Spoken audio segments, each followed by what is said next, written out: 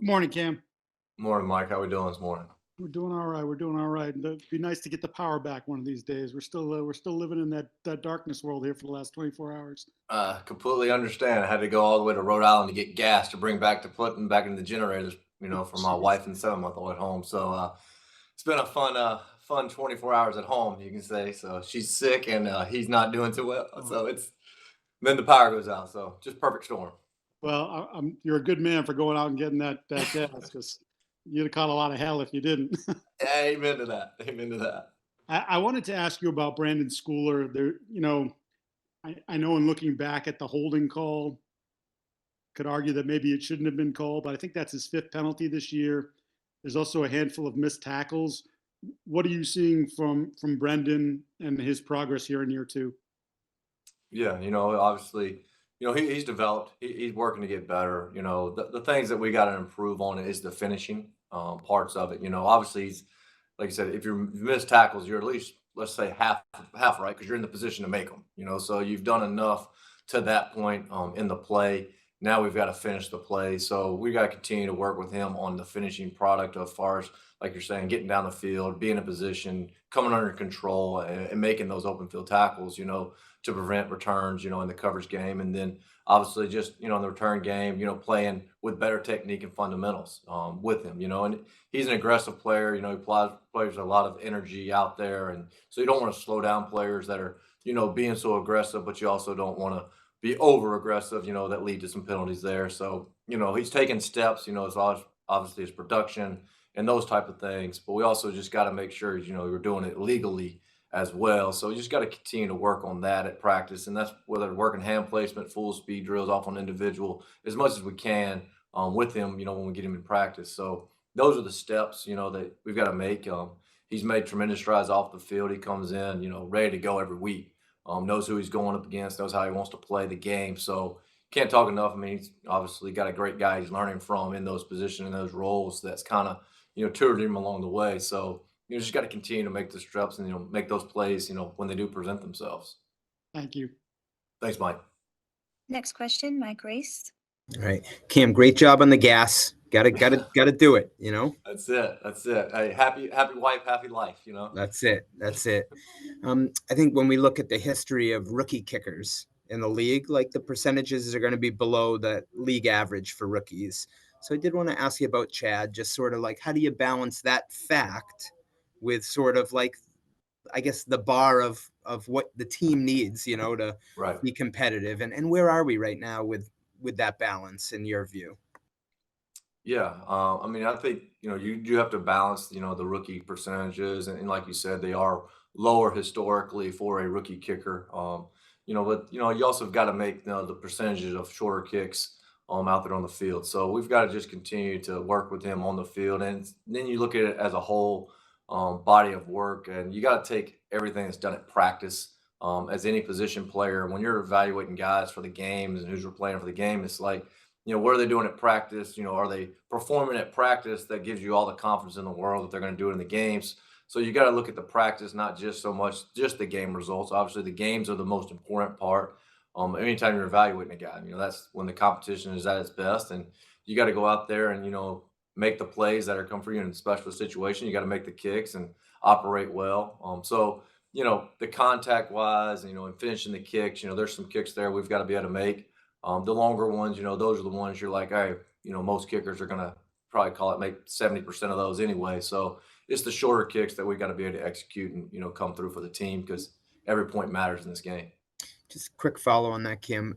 How much then has it been a surprise based on what you're seeing at practice, versus the game? Like, has it been sort of a big difference there?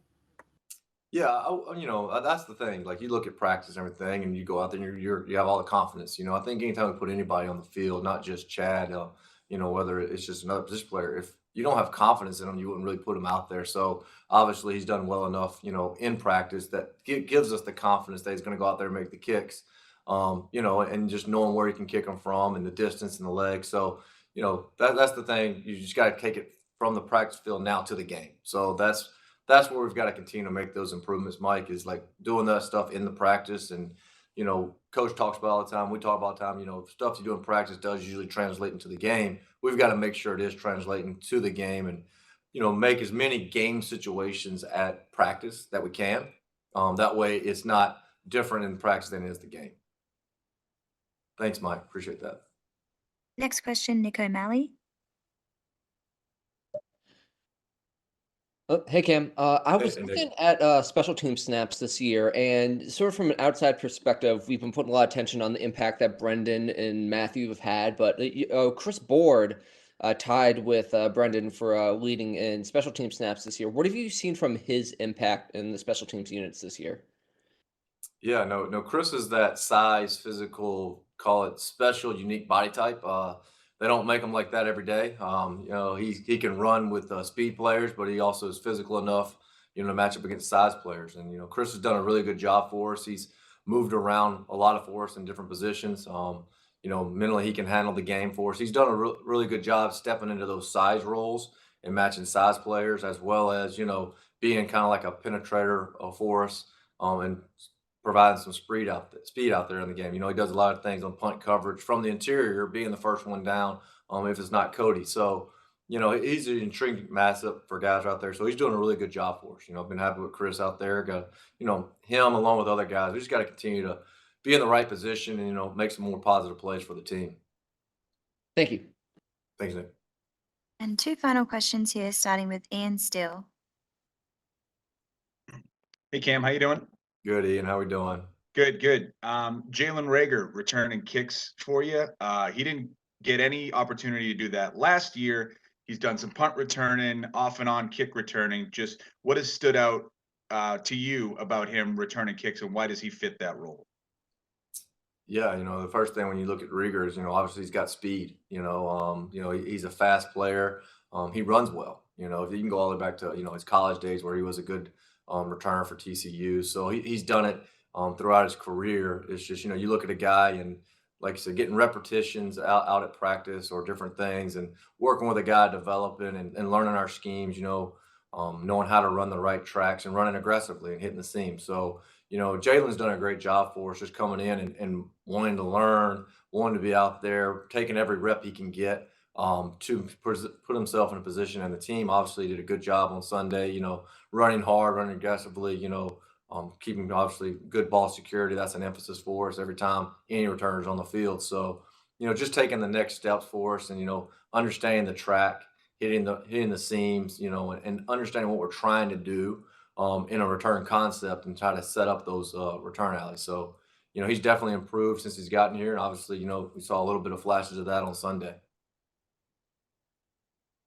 And final question here from Bob Sosi.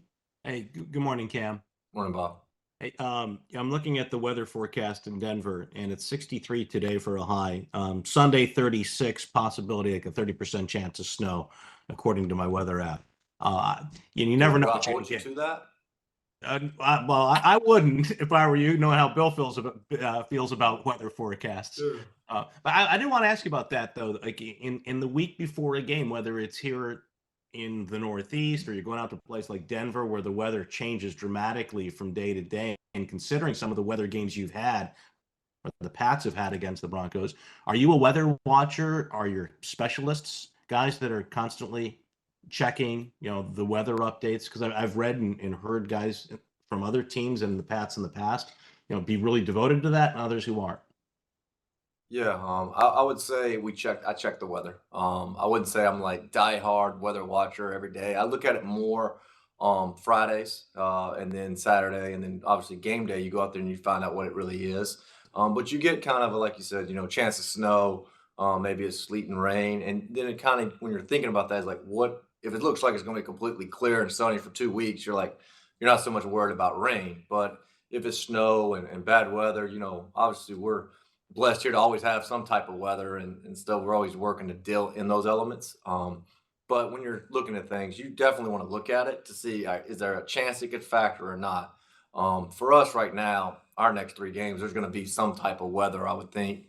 So we're going to talk about it. But you're going to have a game plan where, hey, is there weather? Is there not weather? So we're able to adjust what we do, defining whether, like I said, is there snow? It may change, what we want to do a little bit. Is it good weather and just windy? It may change a little bit. So we look at it. I would think it's more earlier in the year where you're like, all right, it's not gonna be a factor for us because we deal with it so much. Whereas now it's like, all right, the weather's a factor, and it's kind of more of the norm. To be honest with you, coaching here. All right, Cam, I really appreciate it. Hopefully your power comes back on. Speaking of the weather's effects, That'd be really nice. yeah, and Giardi's too. That's it. That's it. We hope Mike's does too. Yeah, thanks, Cam. Appreciate it. Thanks, guys. Appreciate you.